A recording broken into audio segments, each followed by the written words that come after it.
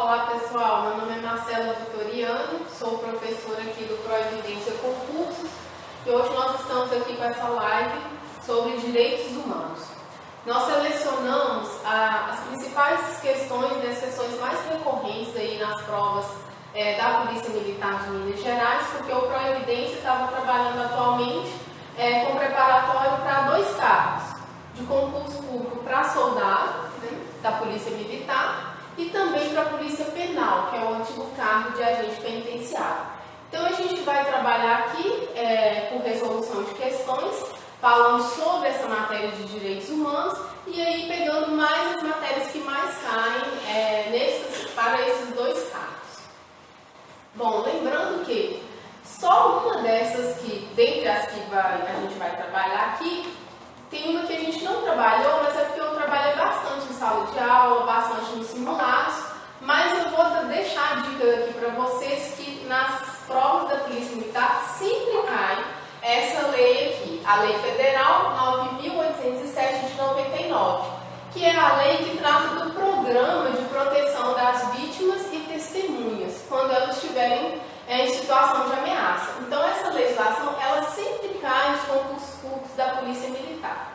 Quase todas as carreiras de soldado vai ter alguma questão sobre essa legislação. Então é bom vocês olharem, embora a gente não vai trabalhar aqui nessa live, dar uma olhadinha, tá ok? Então vamos lá. Antes de entrar nas questões propriamente, eu vou falar sobre os direitos humanos. Só resgatar um pouco aqui o que é os direitos humanos. Os direitos humanos são aqueles direitos inerentes à pessoa humana, ou seja, todo o simples fato de você ser enquadrado como ser humano significa que você já tem a titularidade desse direito. Então, são direitos em que não há essa diferenciação em razão da cor, da raça, da etnia, são direitos extensíveis a todas as pessoas, a todos os seres humanos. E aí, são direitos também, tem uma diferenciação que é importante a gente colocar em relação ao que são os direitos humanos e o que são os direitos fundamentais. Porque quando a gente vai abrir o artigo 5º da Constituição, a gente vê lá, né, direitos fundamentais e não propriamente direitos humanos. Então, qual que é a diferença quando eu falo em direitos humanos e direitos fundamentais? Os direitos fundamentais, em essência, eles são também direitos humanos. A diferença é que os direitos humanos, eles são reconhecidos no âmbito internacional. E é importante aí a gente frisar que nós temos 2 sistemas de proteção. O Sistema Global de Direitos Humanos, que é aquele que foi criado todo no âmbito da ONU, né, da Organização das Nações Unidas, e que nós temos aí como documento básico, que é a Declaração Universal de Direitos Humanos, que a gente vai tratar aqui. E também nós temos os sistemas regionais de direitos humanos. Dentro dos sistemas regionais, o que é importante a gente saber é o sistema regional americano, né? Que é o que é construído no âmbito da OEA, Organização dos Estados Americanos. E aí nós temos como documento básico, também vamos trabalhar aqui, que é a Convenção Americana de Direitos Humanos, ou também conhecida como Pacto de São José da Costa Rica, que foi lá onde que foi editado esse documento, né? Então, os direitos humanos, eles são reconhecidos, são aqueles direitos inerentes à pessoa humana, reconhecidos no plano internacional, independentemente das vontades de algum Estado soberano, ou seja, do Estado nacional. Já os direitos fundamentais são aqueles direitos humanos que foram incorporados no ordenamento jurídico interno. E como que eles são incorporados no ordenamento jurídico interno? A partir da Constituição. Então, por isso que lá no artigo 5º, nós vamos ver o rol de direitos individuais e coletivos, mas também em toda a Constituição nós vamos ter uma série de direitos fundamentais, no artigo 6º, 7º, 25 e dentre outros. Então, nós vamos ter ali os chamados direitos fundamentais, porque eles foram incorporados no ordenamento jurídico interno desses países por meio das Constituições. Pois bem, vamos então aqui para a primeira questão. Lembrando que 90%, quase 100% dessas questões são tiradas são questões de provas da própria Polícia Militar, né? Mantendo aqui a lógica que nós estamos trabalhando ao máximo o estilo de provas que é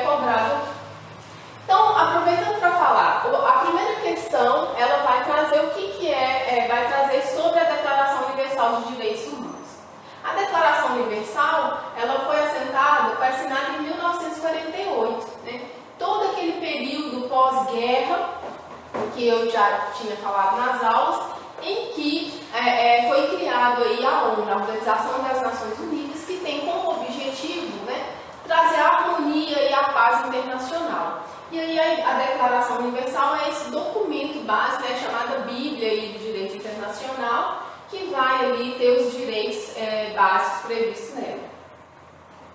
Então vamos lá. A Declaração Universal dos Direitos Humanos é um dos documentos básicos das Nações Unidas e foi assinada em 1948. Nela são enumerados os direitos que todos os seres humanos possuem. Assinale a única afirmativa correta. Letra A. Todo ser humano tem direito a receber dos tribunais nacionais competentes remédio efetivo para os atos que violem os direitos que lhes sejam reconhecidos apenas pela Constituição Federal. Então, o que está falando nesse item? Que a declaração ela está ali reconhecendo que esses remédios para, no caso de violação de direitos. Onde que está o erro nessa questão? Essa questão ela é errada, ela não é a correta. Porque ela fala que os remédios só estariam para proteger direitos reconhecidos na Constituição Federal. E não são, na verdade. Os remédios, no caso do Brasil, eles estão sim previstos na nossa Constituição, chamado artigo 5º. É estranho, né? Às vezes a pessoa fala assim, remédio na área do direito, mas é isso mesmo, são os famosos remédios constitucionais. O que são esses remédios constitucionais? São garantias para assegurar a efetividade dos direitos fundamentais. Nós temos como exemplo de remédios constitucionais o famoso mandado de segurança, habeas corpus, habeas data, mandado de instrução, que estão lá previstos no artigo 5º da nossa Constituição. Esses remédios, então, eles não estão somente para assegurar violações a direitos previstos na Constituição, mas a violação a direitos previstos também em lei. Então, por exemplo, quando eu vou impetrar o mandado de segurança, o objeto do mandado de segurança é o quê? A violação a um direito líquido e certo, né? Quando a gente vai estudar mais propriamente esse remédio constitucional.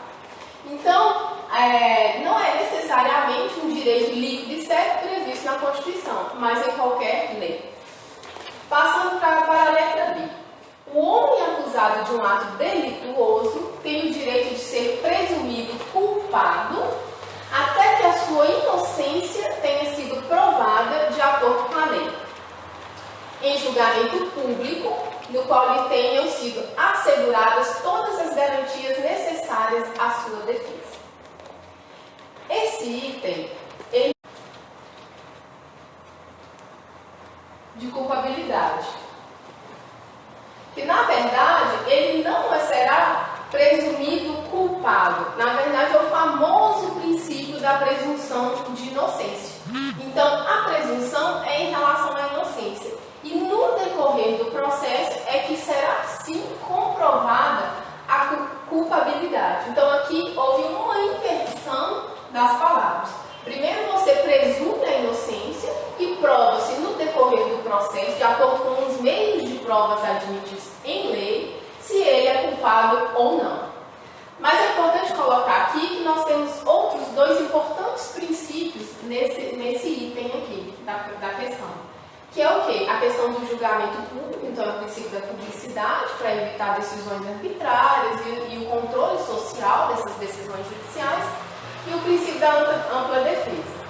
Então a questão correta está porque o princípio é a presunção da inocência e não da culpabilidade. Letra C. Todo ser humano tem direito à liberdade de pensamento, consciência e religião. Este direito inclui a liberdade de mudar de religião ou crença e a liberdade de manifestar essa religião ou crença pelo ensino, é importante destacar isso aqui, pela prática, pelo culto e pela observância, em público ou em particular. Na verdade, essa questão ela está correta. Nós vamos ver que, vou até passar para vocês exatamente, ela é a previsão exata do artigo 8º da declaração.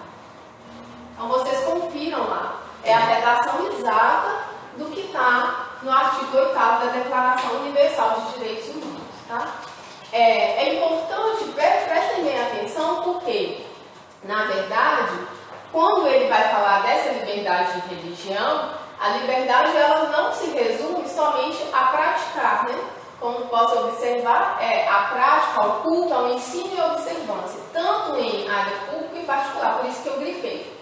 Então já tem outras provas que retiram isso, como se a liberdade religiosa ela pudesse ser exercida só no âmbito particular, por exemplo, o que não é verdade. Pela Declaração Universal, também pela nossa Constituição, o exercício da liberdade religiosa ele é amplo.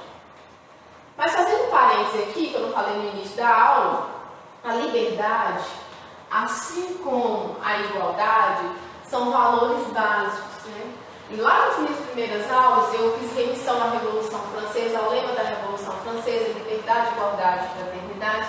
Esses são os grandes valores que estão aqui, que norteiam os direitos humanos e que aí eles vão dar como é que fala? Eles darão continuidade a outros direitos. Então, em alguns direitos, quando a gente, por exemplo, estuda o Estatuto da Igualdade Racial, como o nome já diz, o grande valor que está sendo protegido ali é a igualdade. Tá? Então, só para relembrar essas noções básicas dos direitos humanos. E a liberdade, ela não é só, então, a liberdade de ir e vir, a liberdade de locomoção, né? A liberdade física. Mas como está expresso aqui na Declaração Universal, também está na Convenção Americana, também está no artigo 5º da nossa Constituição, nós temos várias liberdades, né? A liberdade de pensamento, de consciência, de religião, de manifestação e a liberdade religiosa. Tá ok? Letra D. A escravidão e o tráfico de escravos, deixa eu apagar aqui, estão proibidos em todas as suas formas, salvo nos casos de guerras declaradas. Essa questão é errada por causa desse final, salvo nos casos de guerras declaradas. Talvez a proposta aí do aplicador da prova tenha sido fazer uma confusão, né, do candidato. Por quê? Porque a questão de guerra declarada é sim uma exceção a um direito que está previsto na nossa Constituição, que é a questão da pena de morte, na vedação da pena de morte. Então, a pena de morte, no nosso estado, ela é vedada, mas salvo no caso de guerra. Então, no caso de guerra, a pena de morte ela é admitida. Então, talvez assim, essa seja a finalidade de trazer a confusão. Como todos esses dispositivos dos direitos, eles caem na matéria de direitos humanos, a ideia aí foi trazer essa confusão. Mas quando se fala em escravidão e tráfico, não há nenhuma hipótese de exceção. Eles são amplamente vedados. Tá? Na verdade, alguns doutrinadores vão falar que a escravidão e o tráfico, elas realmente são ali um núcleo forte de proteção, tanto da Declaração Universal quanto da Convenção Americana. Então, não há exceção. Vamos passar para a próxima questão. Se houver dúvida, aí vocês encaminham que a gente responde.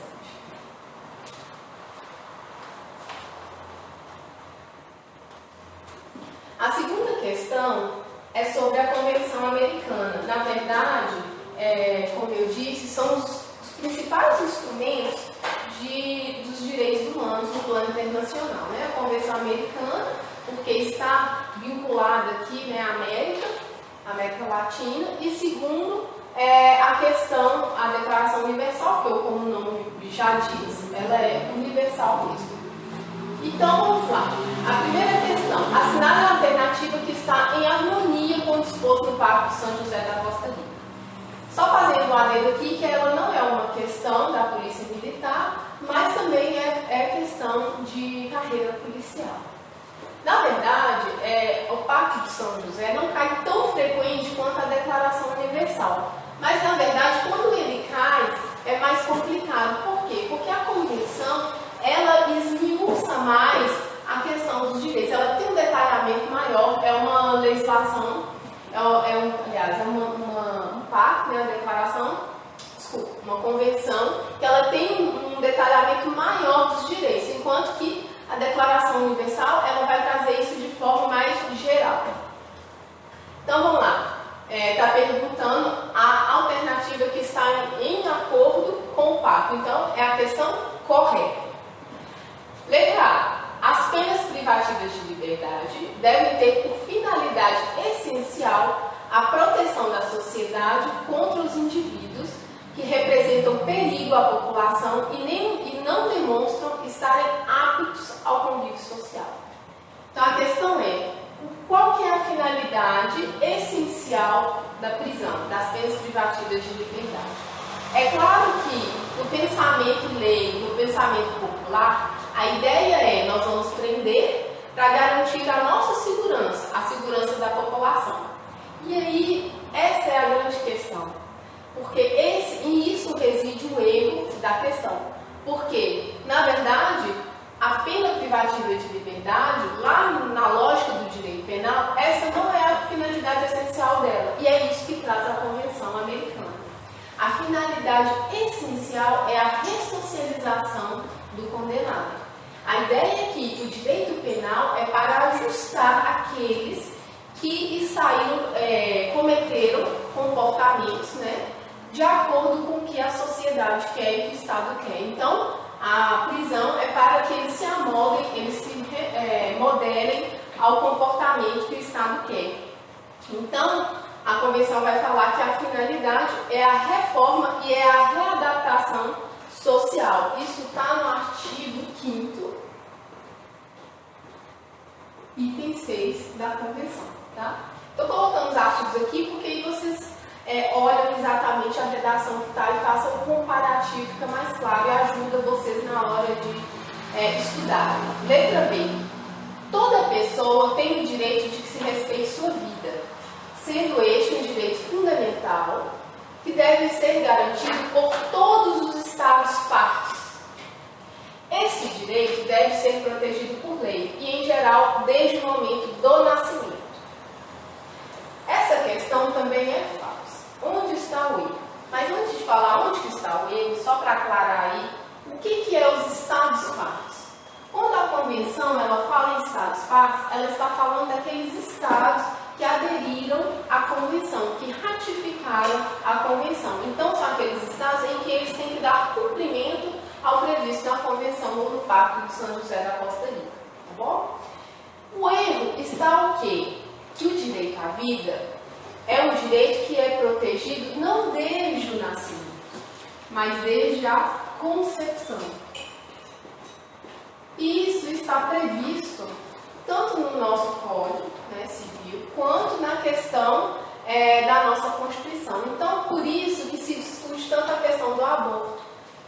A partir de que momento que estaria ali concebido a pessoa, né, ali na barriga, para se discutir se o aborto ou não, em que fase seria permitido. Então, isso que está no pacto, a vida é garantida a partir da sua concepção e não do seu nascimento. Letra C. Os trabalhos ou os serviços exigidos do preso em cumprimento de sentença devem ser executados sob vigilância e controle das autoridades públicas. E os que os executarem não devem ser postos à disposição de particulares, companhias ou pessoas jurídicas de caráter privado. Esse item C, ele está com a redação fiel ao que está no Pacto de São José, lá no artigo 6.3. Artigo 6, item 3A. Então, portanto, esta é a questão correta. Tá? Na letra B, está previsto no artigo 4.1. Se vocês quiserem conferir. Tá bom? Então, faltou o quê? A letra D. Por exclusão, né, ela vai ser falsa, então, já que a gente achou a C como a correta. Ninguém deve ser detido por dívidas. Este princípio não limita os mandados de autoridade judiciária competente. O que é os mandados de autoridade judiciária competente? São as ordens de prisão dadas pelos juízes, né? expedidos em virtude de inadimplemento de obrigação alimentar e de depositário infiel. Onde que está o erro?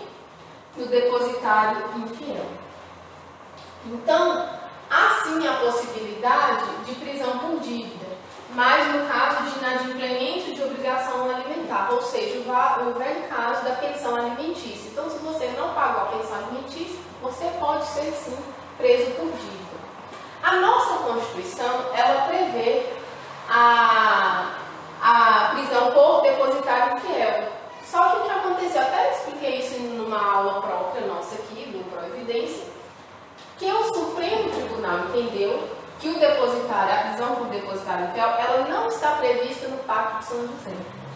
Então, o que aconteceu? O Supremo, né, por meio de uma decisão, ele entendeu que, nesses casos, o pacto ele tem natureza de norma supralegal, por se tratar de direitos humanos. Então, que o pacto deveria ser observado, afastando aí todas as hipóteses de prisão por dívida de depositário infiel. Tá? Isso é a chamada súmula vinculante 25 do STF. Tá? Então, o Supremo deu esse entendimento e, ainda que vocês não soubessem da súmula do Supremo, ela estaria errada porque ela não está prevista lá na Convenção. Aliás, é justamente por não estar na Convenção que o Supremo deu esse entendimento. Ok? Próxima questão.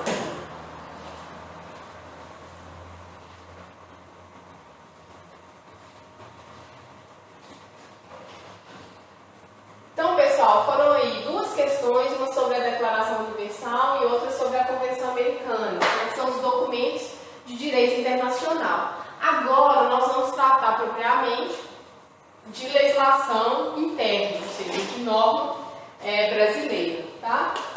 O primeiro caso que nós vamos falar aqui é sobre a Lei 9.455, que é a lei que define os crimes de tortura. Tá? A tortura ela cai tanto para a polícia penal quanto para soldado da polícia militar. Na verdade, é um tipo de crime que cai normalmente em todos os tipos de carreira policiais, né? Porque é algo básico.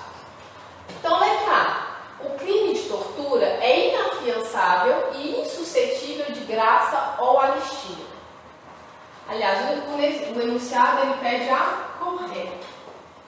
O crime de tortura é inafiançável e insuscetível de graça ou anistia. Correto ou falso?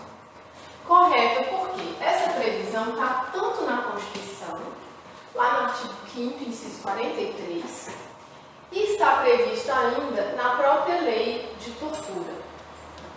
Então é importante aqui, o que é o crime inafiançável, que não cabe fiança, e insuscetível de graça ou anistia. Então, nós temos graça, anistia e indulto, que estão três formas de distinção da punibilidade. Algumas diferenças entre elas, mas o que importa você saber é que são formas de distinção da punibilidade, ou seja, a pessoa não vai ser mais aplicada a pena penal, né, de natureza penal, nesses três casos. É importante saber que nós vamos falar do feminicídio, nós temos também os crimes de racismo.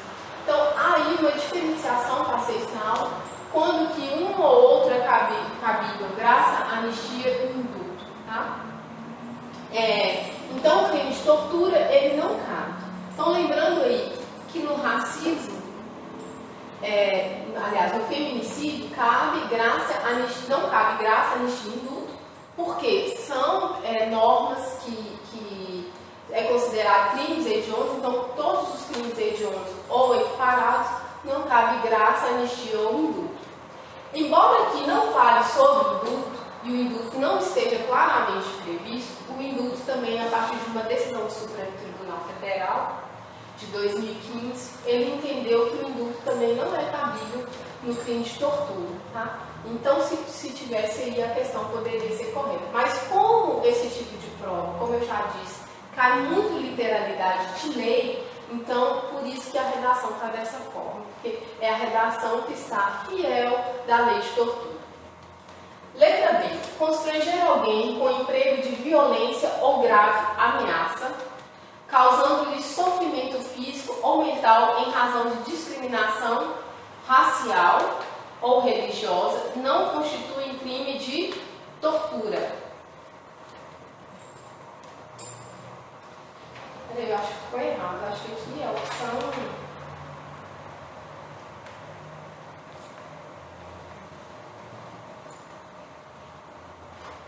Ah tá, essa é a correta. Desculpa, gente. Essa aqui é a correta. Então aqui, letra B.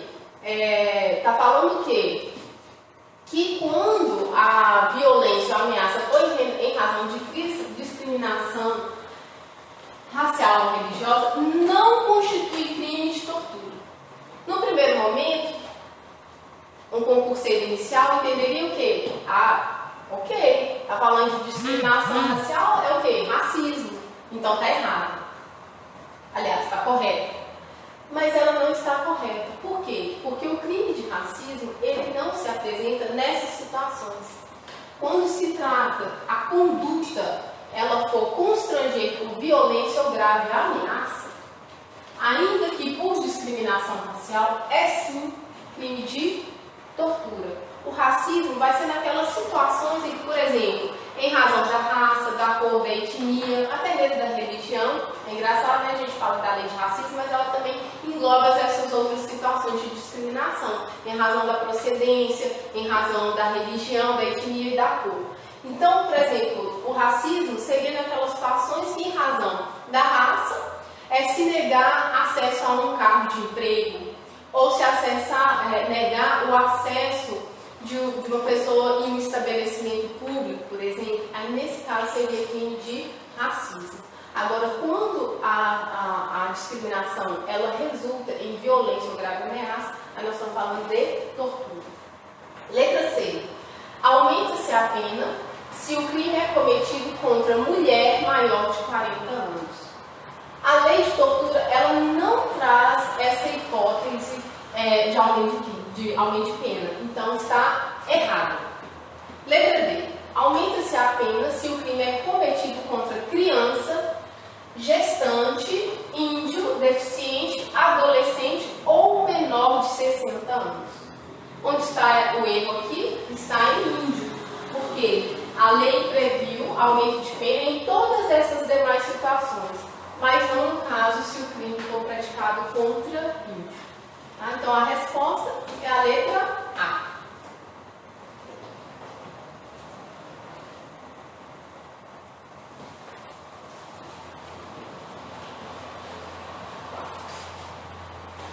A 4, nós vamos falar aí de feminicídio. O feminicídio, assim como, lembrando que a tortura, ela é equiparada a crime hediondo, mas não é crime hediondo propriamente dito. Já o feminicídio foi introduzido por essa lei 13.104, é expresso, também foi incluída uma alteração na lei 8.072, que é a lei que trata de crimes hediondos, falando que o feminicídio é sim considerado crime hediondo. E qual que é as consequências de ser crime hediondo? Que não vai caber lá, como eu falei, nenhuma daquelas formas de extinção de punibilidade, graça, anistia e luto, e que o crime também é inafiançável. E também se interfere na forma de cumprimento da pena, né? No regime de cumprimento da pena. Bom, vamos lá. A lei número 13.104, de 2015, feminicídio, alterou o artigo 121 do Código Penal, estabelecendo que a pena do feminicídio é aumentada de 1/3 até a metade se o crime for praticado. Então, está pedindo o quê? A correta. Então, essa questão está tratada das formas de aumento de pena para o feminicídio. Mas antes de analisar as questões, eu quero fazer aqui uma breve revisão da matéria. Quando eu falo de feminicídio, eu estou a falar não de um tipo penal novo. O feminicídio nada mais é de uma das formas de homicídio. A diferença é que o feminicídio é um chamado homicídio qualificado, como o nome já diz. Por quê? Porque é uma forma de homicídio em que a lei trouxe uma condição especial. Em razão dessa condição especial, foi agravada a pena. É chamado de um homicídio qualificado. Enquanto que no homicídio simples a pena base está entre 6 a 20 anos, aqui no feminicídio a pena base vai estar entre 12 a 30 anos. Ou seja, mesmo sendo homicídio qualificado, se permitiu ainda em algumas outras situações o aumento de pena para o feminicídio. Mas o que é o feminicídio? O feminicídio ele ocorre o quê? Qual que é essa condição qualificadora para se caracterizar feminicídio? Então tá lá, a lei trouxe, a lei 3.104 trouxe que a condição de mulher para se cometer o crime de homicídio caracteriza feminicídio. Né? E aí a própria lei vai trazer o que seria essa condição de ser mulher. A condição seria o quê? Naqueles crimes previstos da violência doméstica ou familiar. Então, aqueles crimes, aqueles homicídios cometidos contra a mulher no âmbito da unidade familiar ou no âmbito da convivência doméstica serão caracterizados como feminicídio. Outro caso que a lei, aí nós temos que revisar tal conceito de violência doméstica ou familiar lá na Lei Maria da Penha, na Lei 11.340. E ela vai trazer que, por exemplo, até aqueles casos de relação íntima de afeto vai ser considerado como violência doméstica ou familiar. Então, suponhamos que um namorado ele comete um homicídio contra uma mulher, ainda que não conviva com ela em um mesmo espaço, na mesma casa, vai ser caracterizado feminicídio. Então, nós vamos ter aí uma pena mais grave, ok? Mas vamos voltar à questão aí. Quais que são as hipóteses de aumento de pena para o feminicídio? Vamos lá. Letra A. Contra a pessoa menor de 16 anos ou maior de 65 anos. O que está errado nessa questão? 16 anos não é 14 anos e 60 anos, né? Que aí os 60 anos caracteriza o idoso. Então essa questão, ela é falsa, ela é errada, tá bom? Outro caso de aumento de pena, na presença de parentes colaterais da vítima. Essa questão também é errada. O que são os parentes colaterais? Buscando lá na definição do direito civil, do que é o parentesco, nós temos dois tipos de parentesco. Nós temos o parentesco pela linha reta e pela linha colateral. A linha reta são os ascendentes e os descendentes, ou seja, os que vieram antes e os que vieram depois de mim, ok? E os colaterais são os que têm na linha, né, uma ascendência comum aqui. Aliás, no parentesco em linha reta, um ponto em comum. Então, os colaterais são os tios, os primos, tá? Então, aqui está falando que quando for, por exemplo, um tio, nós temos que aumentar de pena. Na verdade, aqui está o erro. Por quê? Porque a lei vai trazer como aumento de pena quando o crime for cometido, o crime de feminicídio for cometido na presença de ascendente ou descendente da vítima. Então, suponhamos, se um outro familiar meu, porque vejam bem, a violência não é só doméstica, ela é familiar. Então, se um tio meu, ele está ali, reside no mesmo ambiente, e ele me mata na presença da minha mãe, por exemplo, ele está ali, como a minha mãe, né, é parente ascendente, ele vai estar ali ter o aumento de pena, compreenderam? Pois bem, então essa é errada. Letra C. Nos 4 meses posteriores ao parto. Essa questão está errada também, porque não é 4, é 3 meses. Aí isso foi a opção do legislador, tá? O legislador escolheu que 3 meses seria um caso para justificar o aumento de pena. E seria aqueles meses iniciais em que a mulher está mais vulnerável, está mais sensível, e tem a questão da proteção também da criança. Então, quando for 3 meses após o parto, o crime tem esse aumento de pena. E também nós temos no caso que não está previsto aqui na questão, quando a mulher estiver na gestação. Então, se for contra a mulher gestante, né, aí também tem um aumento de pena. Letra D. Contra a pessoa com deficiência. Essa é a questão correta. Assim como no caso da tortura, no feminicídio, o aumento de pena vai ocorrer quando a vítima for pessoa deficiente. Então, idoso, deficiente, aquelas pessoas menores de idade que são consideradas vulneráveis, né, pela nossa legislação, e aí eles são de fato mesmo mais vulneráveis, porque não têm as mesmas condições de se proteger que um adulto comum. Então, essas pessoas são consideradas como vulneráveis e, consequentemente, tem aumento de pena em relação a essas pessoas quando elas estão na situação de vítima. Bom, uma dica aqui é para estudar bem o feminicídio. Por que o feminicídio? Porque além de ele estar atrelado com a Lei Maria da Penha, são questões novas, são questões que estão sendo bem discutidas, então eu aposto que são questões que vão cair e são questões que não caíram nas últimas, não caíram muitos, né, porque são mais atuais, não caíram muitos nos últimos concursos, ok? Questão 5. Bom, eu deixei essa questão, embora ela não caia muito, por dois motivos, por três motivos na verdade. O primeiro, porque ela é a única lei estadual que está no edital de soldado. Segundo, por quê? Porque tem uma aula expositiva minha lá no canal do YouTube do Proevidência, em que explica exatamente essa lei. Então, assim, quem ouviu a parte teórica vai ter aqui a oportunidade de aplicar o que foi passado lá. E terceiro motivo, porque é uma questão que ela traz um caso. Então, quando ela trata do caso, fica melhor para a gente entender como que é a aplicação da norma. Ok? Então, vamos lá. De acordo com o previsto na Lei Estadual número 14.170 de 2002 e no Decreto 43.683 de 2003, que determina a imposição de sanções à pessoa jurídica por ato discriminatório praticado contra a pessoa em virtude de sua orientação sexual, analise o seguinte caso hipotético e, em seguida, marque a alternativa incorreta.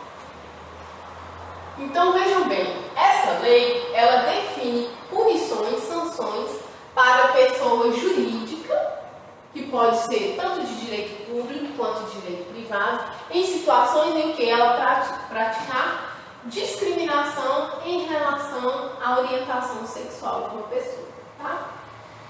Qual é o caso? A e B, pessoas do mesmo sexo, após o trabalho, compareceram em um restaurante frequentado por famílias tradicionais para festejar o aniversário de A. Durante a comemoração, A e B trocaram manifestações de afeto e beijaram na boca, pessoas do mesmo sexo.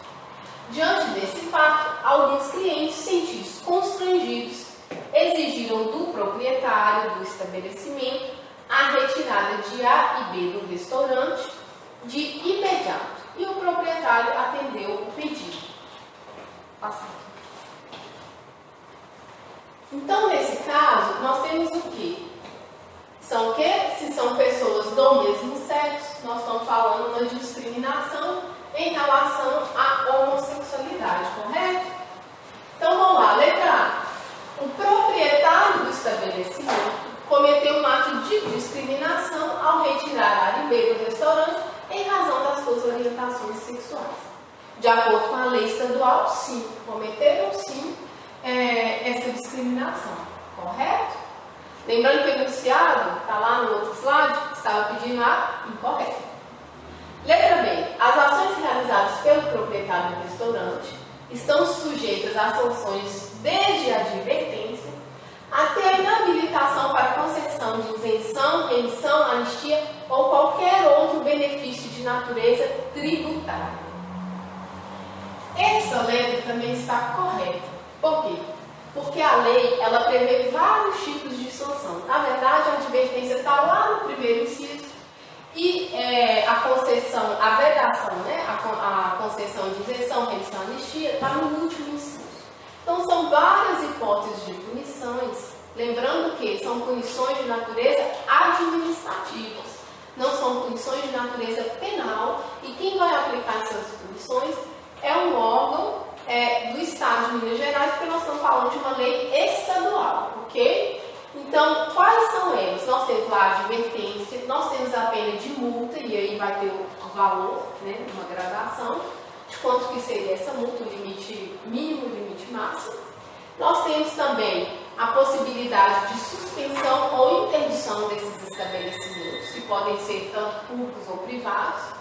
E nós temos também a rescisão de contrato com a administração pública e temos essas questões de acesso ao crédito estadual e também essas vedações aos benefícios de natureza tributária.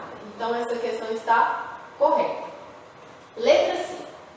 Se a retirada de A e B fosse com o uso de violência, não seria aplicada a pena de advertência, devendo a punição ser fixada entre as demais sanções previstas no decreto número 43.683 de 2003.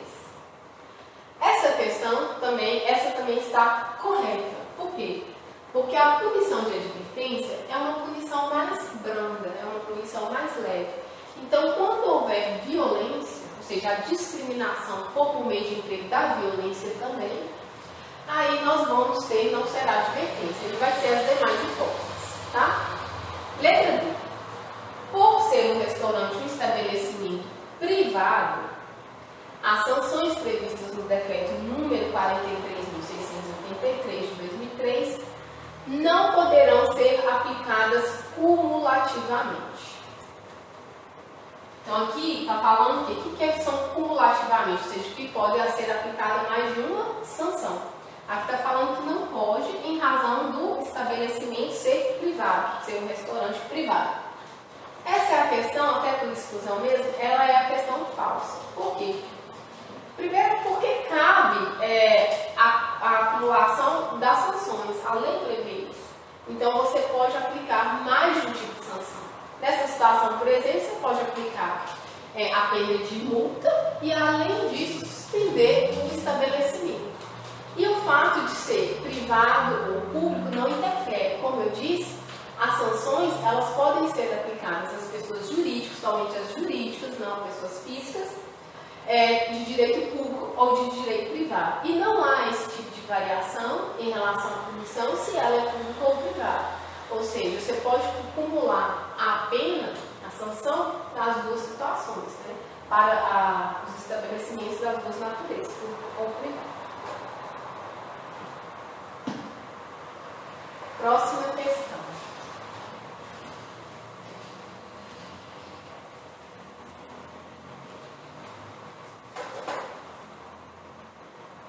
Vamos lá. Sexta questão. O idoso goza de todos os direitos fundamentais inerentes à pessoa humana, sendo que é obrigação da família, da comunidade, da sociedade e do poder público assegurar ao idoso, com absoluta prioridade, a efetivação dos seus direitos. De acordo com o Estatuto do Idoso, que é a Lei 10.741 de 2003, marca a alternativa incorreta quanto à garantia da prioridade dos idosos. Tá? O Estatuto eu deixei aqui porque é uma legislação presente, como eu falei, o idoso ele está inserido aí no rol de vulneráveis, então tem essa legislação específica, assim como tem legislação para a proteção dos deficientes físicos, nós vimos o Estatuto da Igualdade Racial, para aí tentar também promover aí a igualdade entre as pessoas da cor negra, da raça negra. Então, nós temos aqui a questão do idoso, tá? Vamos lá, qual que é a questão incorreta? Letra A. É assegurada prioridade especial às mulheres maiores de 70 anos, atentando-se suas necessidades, sempre preferencialmente em relação aos demais idosos. O que é essa prioridade especial? A lei prevê, sim, uma prioridade especial em relação aos demais idosos. Significa que num grupo de vários idosos, há um subgrupo de idosos que vão ter uma prioridade especial, ou seja, a prioridade da prioridade. Isso está lá na Lei 10.741. Só que a letra A, ela está falando que essa prioridade especial só caberá às mulheres maiores de 70 anos. E aí está o erro. Por quê? A prioridade especial, ela não é aplicada em decorrência do gênero, ou seja, não importa se seja homem ou mulher.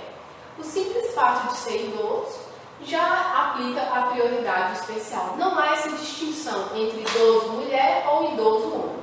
Tá? E o segundo erro é em relação à idade.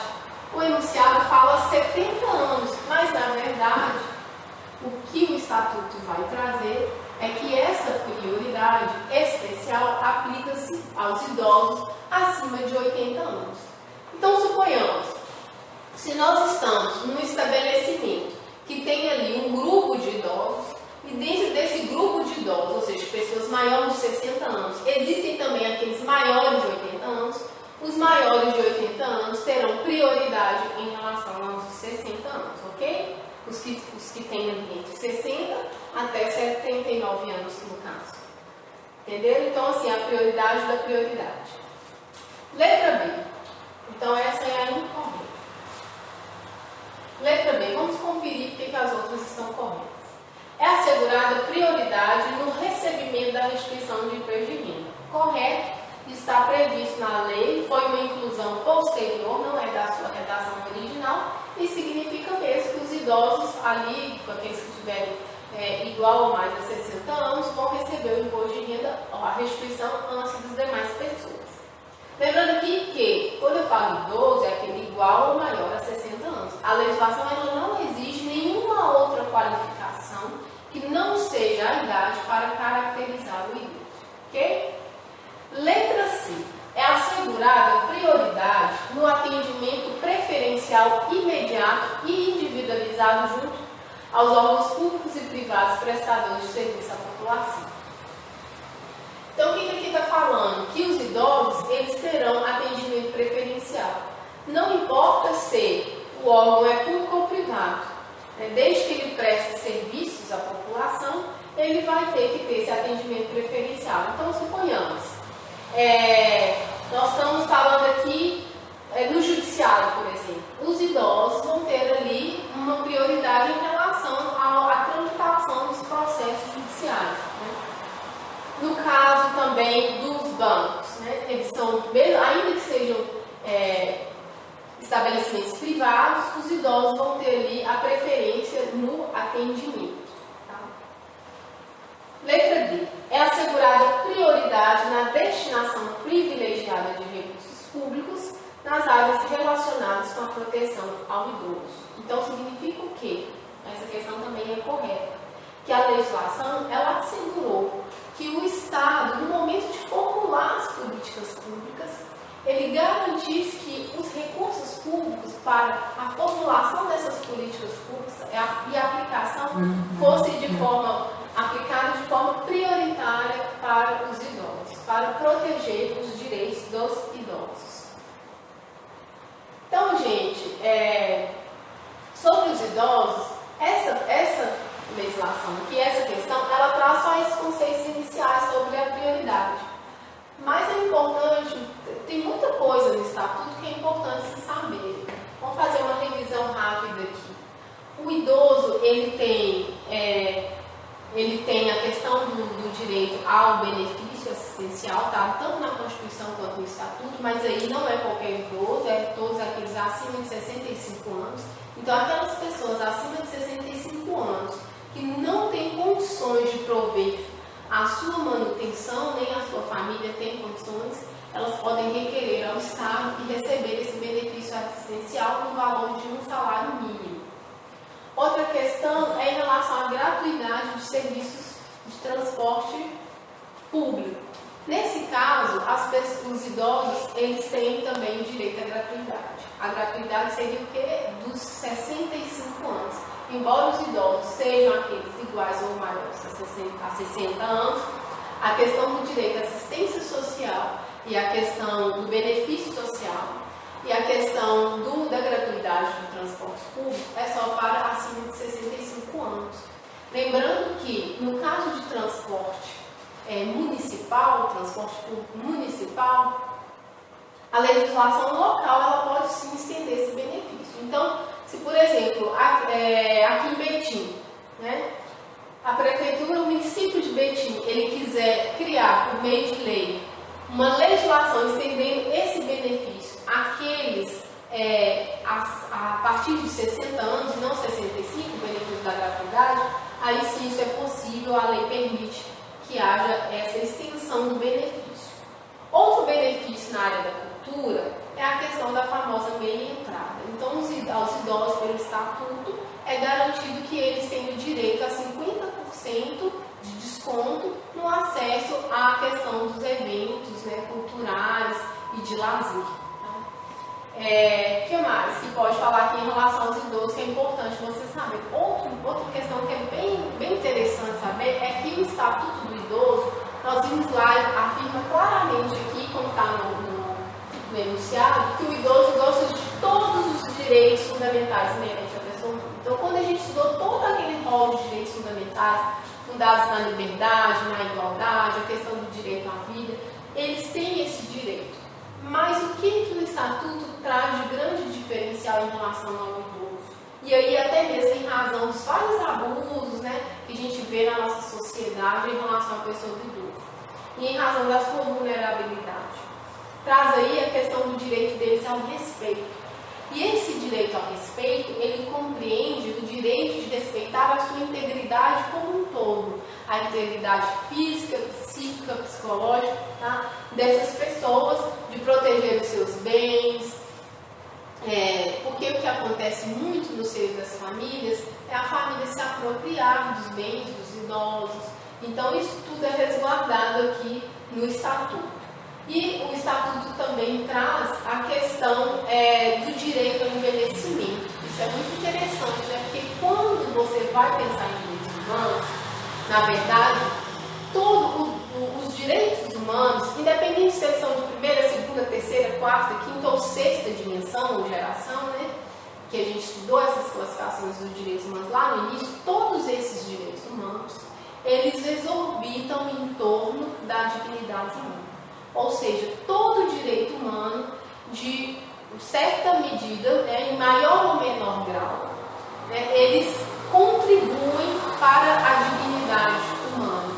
Então, quando aqui o Estatuto ele vai falar do direito ao envelhecimento, ele vai trazer que o envelhecimento é um processo natural que deve ser respeitado, que deve ser garantido e que deve ser garantido tanto pelo Estado quanto pela família e pela sociedade, que esse direito ao envelhecimento seja exercido,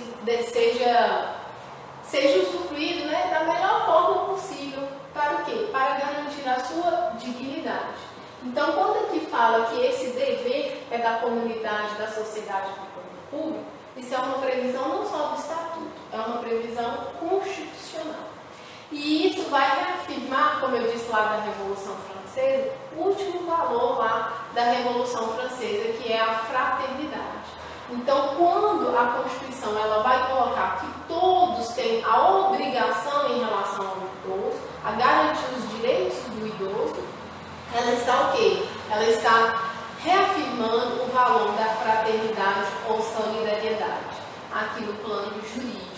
Então, o Estatuto ele vai também trazer isso de forma mais clara, que a família ela tem que auxiliar, tem que respeitar, tem que proteger o idoso e promover ali a questão, né, do seu envelhecimento de forma natural. Então o Estatuto vai trazer isso, que o direito ao envelhecimento é um direito personalíssimo e deve ser garantido a ele. Tá? Então basicamente assim, a gente tem outras questões em relação ao Estatuto do Idoso, mas em relação ao avançar da obra, né? Agradeço aí a participação de todos, mandem aí os comentários, sugestões, críticas, perguntas, que a gente vai atender aí na medida do possível, tá? A gente responde a vocês e venha participar aqui da equipe do Proevidência Concurso quando tudo isso passar, e enquanto que isso não passa, nós estamos aí disponíveis em relação a outros serviços aí digitais online. Um grande abraço.